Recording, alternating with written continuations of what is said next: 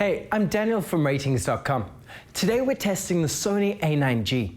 It's a 2019 OLED TV and the successor to the A9F from last year, putting it as Sony's highest-end OLED model. This means it competes with the highest-end models from other manufacturers, like the Samsung Q90R and LG OLEDs. We bought the US 55-inch model to test, but it's also available in 65 and 77 inches. We expect these other sizes to have very similar picture quality. Note that Sony models do vary in model codes depending on the region, so the equivalent in Europe is the AG9. We expect it to offer the same performance and features though. In this review, we'll start by looking at the design of the TV and then move on to the picture quality. We'll look at the motion handling, input lag and sound, and then compare to other competing models which are currently available. If you'd like to skip straight to our test results, then see the links in the description below. The design of the A9G is impressive. It's different to last year's A9F, whose distinct design resulted in a backwards lean. This year, the TV sits vertical on a very minimalist stand. It looks great and feels stable. A potential downside for some is that it doesn't raise the TV, so there's no room to put anything in front, like a soundbar. Moving around to the side, like other OLED TVs, the borders are very thin and look good. The TV itself is also thin, so it won't stick out much if wall-mounted.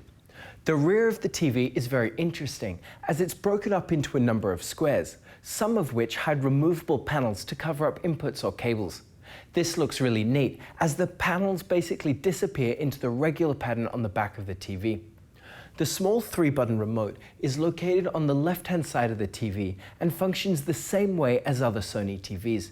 It can be a bit hard to find by touch when you aren't used to the position, which may be frustrating if the TV is wall-mounted.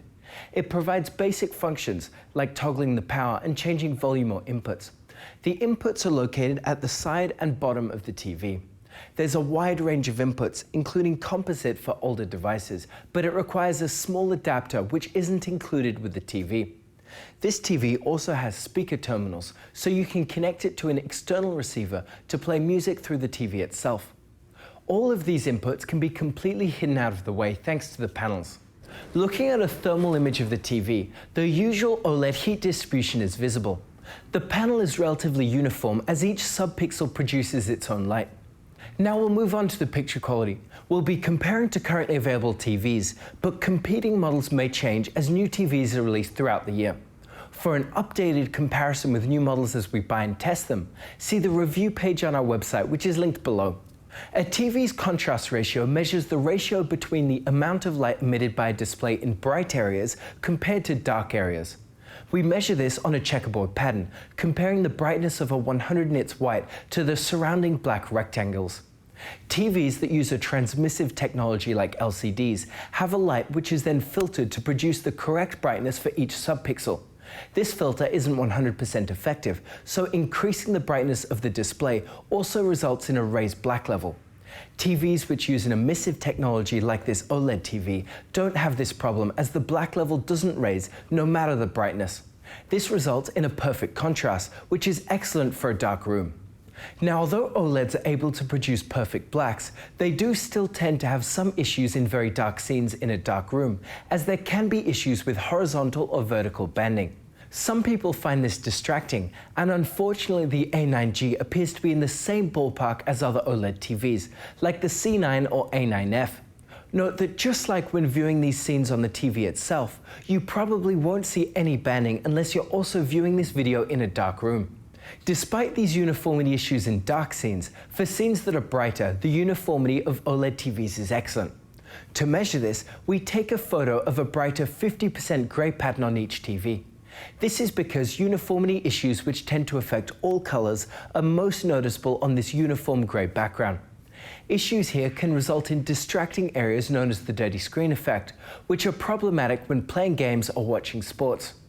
The A9G performs exceptionally well, which is excellent. This is much better than the Q90, which has vignetting around the edges and non-uniform areas near the center. Now, if you sometimes watch off-axis or have wide seating, then good viewing angles are important to ensure an accurate image from any viewing position. The A9G offers excellent performance as the gamma remains very consistent. The brightness also doesn't drop much, which is good, but the colors do shift, so it's far from perfect. All of these TVs perform well, as can be seen in the video. The Q90R has an optical layer to improve viewing angles, so check out our review videos linked below if you'd like to learn more. Now, if you've got a bright room, then good reflection handling is very important. The A9G offers almost exactly the same performance as other OLEDs, including the C9 and last year's A9F. It's excellent and does help to reduce the intensity of reflection significantly, but also results in a purple tint, which some people don't like. The Q90R is the standout among these TVs, with the best reflection handling we've seen so far. This is excellent for those in a bright room. A bright image is also important to counteract glare. When watching SDR, the brightness is limited to about 350 nits. As the brightness of the picture itself increases further though, like on our full screen white slide, the TV's ABL or automatic brightness limiter kicks in. This restricts the power usage of the TV and limits the brightness of the whole screen to about 150 nits. This is fine for most people, but in a bright room it may not be enough to counteract glare. When watching HDR content, a high peak brightness is important to produce highlights that stand out. The A9G is brighter in HDR than SDR and can produce bright highlights in our HDR real scene at about 600 nits.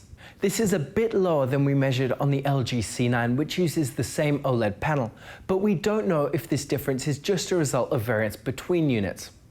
Overall, while the A9G is likely bright enough for most people, if you really care about a bright image and highlights that stand out, then a bright LCD TV like the Q90 or Z9F may be a better choice.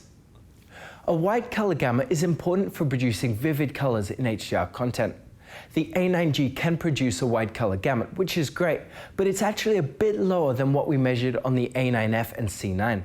We compared the TVs side by side with the same Rec 2020 HDR signal sent to both TVs to confirm this difference. We don't know why this is, but the difference is small enough that it isn't likely to be noticeable without a side-by-side comparison. Overall, it's still great for those who plan to watch HDR. We also measure the EOTF, or electro-optical transfer function, of each HDR TV.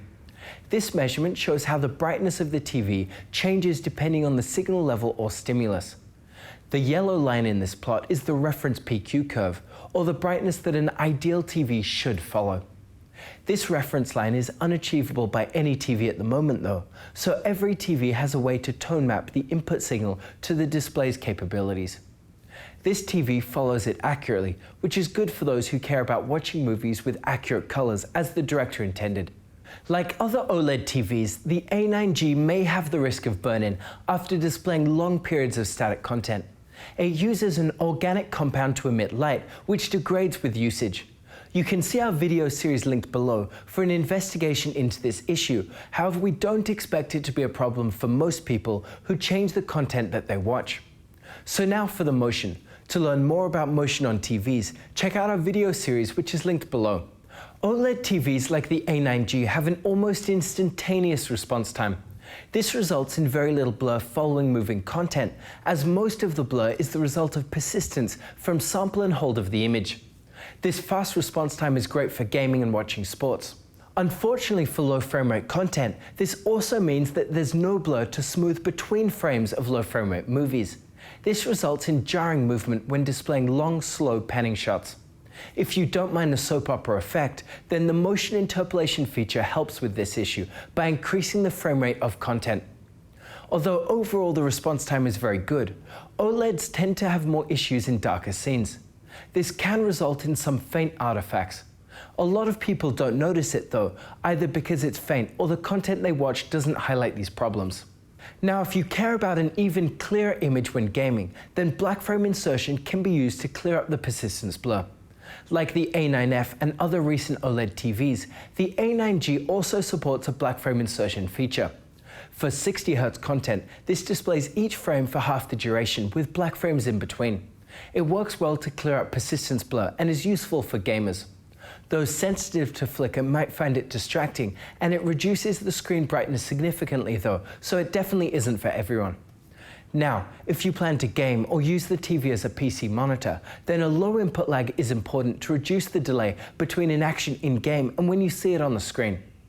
The input lag is low at about 27 milliseconds for 60 Hz content, whether HDR or SDR. At 1080p 120Hz, it is a bit lower, at a bit less than 20 milliseconds.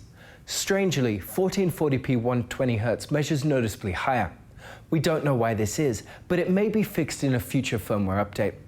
Overall, it's fine for gamers, but not quite as good as other flagships like the LG C9 or Samsung Q90R. Unfortunately, this TV doesn't accept a 4K 120Hz signal. Sony is one of the few manufacturers that hasn't been announcing future edition of HDMI 2.1, so it's likely that this resolution won't ever be supported on the A9G. On to the smart features. Like the X850G, the A9G has a new and faster processor compared to previous Sony TVs. It feels much faster than last year's models and results in a fluid experience when browsing the menus or opening apps. The remote has also been upgraded, and while it keeps many of the same buttons as previous Sony remotes, it does feel a bit more premium and more intuitive to use. There's also a button for direct access to Google Assistant, and the remote works even outside of line of sight, which is nice. Now for the sound. The A9G has drivers behind the screen, which is a feature designed to help with the sound direction. Overall, the sound quality is decent. It can get fairly loud and is good for most environments. It produces clear and well-balanced dialogue and can deliver a good amount of punch to its bass, but it lacks thump or rumble. For even better sound, dedicated speakers or a soundbar is recommended. A neat feature is that the TV has speaker terminals, so you can use it as a center channel speaker if you'd like. So overall, the A9G is an excellent TV with impressive picture quality. It's the successor to the A9F and has a very different design, which looks great. The overall performance is very similar though, and we don't know if the relatively few differences are a result of variance between individual units. Compared to the LG C9, the biggest difference is the cutting-edge features on the LG. It has lower input lag, which is great for gamers, and supports the HDMI 4 variable refresh rate for nearly tear-free gaming. The C9 also supports HDMI 2.1 for future-proofing, but we haven't tested this yet as no HDMI 2.1 sources are available. If you don't care about this, then both TVs have very similar overall picture quality, and they actually use the same LG panels. LCD TVs like the Q90R have different performance, so the best TV depends what you care about. The A9G can produce perfect blacks in a dark room and has excellent wide viewing angles. On the other hand, the Q90R can get much brighter, which is especially great in a bright room or with HDR content. It also has plenty of features to please gamers and has no risk of burn-in. So that's it. What do you think of the Sony A9G? Have you bought it? Let us know down below. You can check out all of our measurements on the website, and if you like this video, subscribe to our channel or become an insider on the website for access to our latest test results first. Thank you for watching, and see you next time.